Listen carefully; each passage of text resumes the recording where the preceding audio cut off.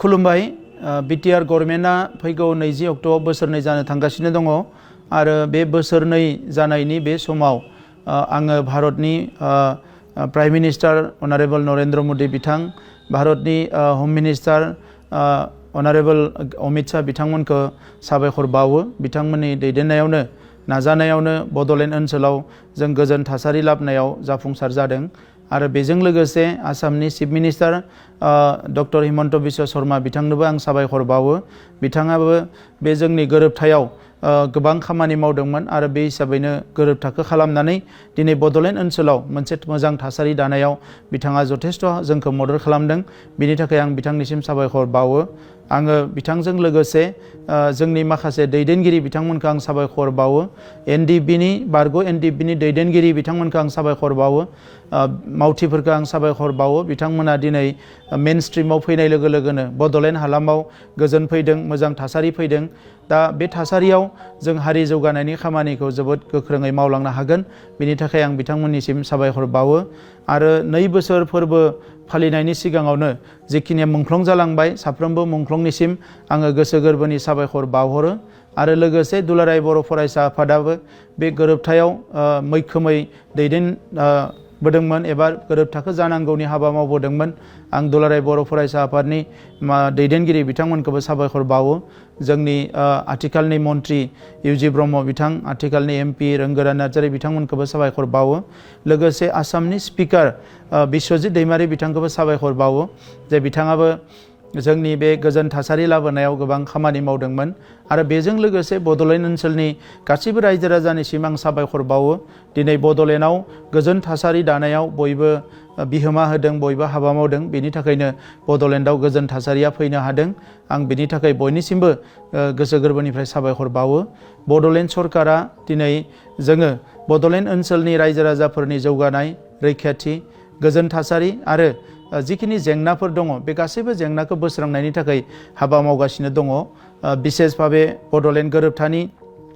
BTR गोरोबथानि जिखिनि दफाफोर दङमोन बेखौ मावफुंनो थाखाय जोङो खामानि मावगासिनो दङ बेवहाय माखासेयाव जाफुंसार जाबाय आरो माखासेया जाफुंसार जानायनि लामायाव बेजों लोगोसे जिखिनि जोंनि सोलोंथाइनि फारसे जोङो जोबोद गोख्रों खामानि मावगासिनो दङ फोरोंगिरि 99नि प्रब्लेमखौ फोजोबबाय टेट फोरोंगिरिफोरनि जेंनाया जोबनो थांगासिनो दङ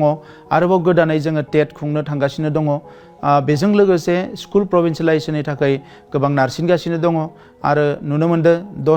10 कलेजा प्रभिन्सियेलाइज जानायनि लामायाव बिनि उनावनो हायर सेकेन्डारि स्कुलफोरखौबो प्रभिन्सियेलाइज खालामनो थाखाय जों आवगायगासिनो दङ बेजों लोगोसे जोंनि सरकारनि एमसिएलएफ्रा गासैबो गोब्राबै खामानि मावगासिनो दङ जे बिनि खुंथायखौ बोरैहाय मोजां खालामनो हायो मानोना खुंथाया मोजां जाबासो हारिया जौगागोन ओनसोला जौगागोन दा बेनिखायनो बिटिआर सरकाराव जिखिनि थाखाफोर फैयो जिखिनि फान्डफोर फैयो बेखौ प्रपारलि इउटिलाइज खालामनो थाखाय जोङो नांगासिनो दङ आरो बेखौ प्रपारलि इउटिलाइज खालामनो हायोबासो जोंनि ओनसोलाव जौगानाया फैगोन दा बेनिखायनो सोलोंथायाव जोङो दिनै नुनो मोनदों नोंथांमोना जे 50 फरायसाखौ जों सुपार 50 मुङै यूपीएससीनि थाखाय दिल्लीयाव आईएएस आईपीएसनि थाखाय कचिंनि थाखाय दैथायहरदों 50 फरायसाखौ इन्जिनियारनि थाखाय आईआईटीनि थाखाय जों रेडि खालामगासिनो दङ 50 फरायसाखौ जोङो मेडिकेलनि थाखाय जोङो तैयार खालामगोन जानुवारिनिफ्राय आरो बियो बर'नि दैदेनगिरिफोरनिनो सिमांमोन बर' माहारिनो सिमांमोन बेखौ जोङो मोगथां महर होनो थांगासिनो दङ जिखिनि जोंहा माखासे कलेजफोर दङ बे कलेजफोरखौ जोङो प्रभिन्सियेलाइज खालामजोबनायनि गोबां खामानि मावदों जोङो आरो दिनै जौगानायनि बेलायाव नुनो मोनदों लामा सामाफोरनि गोबां खामानि जादों आरो गोबां लामा जोङो देग्लाय बोसोराव लाबावगोन बे लामाफोरखौ जोङो कालभारफोरखौ बानायनानै थांलाय फैलाया हान्था मेलाया जाहाथे मोजां जायो बेखौ नोजोर होदों फरायसालिफ्राव टयलेट आरो लोंग्रा दै गैयामोन मेक्सिमाम फरायसालिखौ फैगौ बोसोरनि गेजेराव गासैबो फरायसालियावनो टयलेट आरो लोंग्रा दैनि बेबस्थाया कमप्लिट जानो थांगासिनो दङ बे बिथिंखौ जोङो जोबोद नोजोर होदों दा बिनि अनगायै जोंनियाव आगोलाव साख्रि बाख्रिनि थाखाय गोबां घुस होनाङोमोन नाथाय थांनाय जोंनि बोसोरनैयाव जिखिनि साख्रि मोनदों रावबो घुस होनो गोनां जायाखै देग्लायबो फैगोन बोसोराव गोबां साख्रि होबावगोन बिथांमोननिफ्राय जाहाथे रावबो घुस होनाय आरो लानाया जाया बेखौ जों सरकारा गोख्रों नोजोर नायगासिनो दङ मानगोनां रायजोफोर हानि जेंनाया गोबाव समनिफ्राय सोलिगासिनो दङ बे हानि जेंनाया बर'फोरनिबो जेंना गुबुननिबो जेंना जोंनि मानसिफ्रा दिनै एनसि भिलेजाव दङ फरेस्टआव दङ बे हानि मोनथायखौ होनो थाखाय जों खामानि मावगासिनो दङ आरो लोगोसे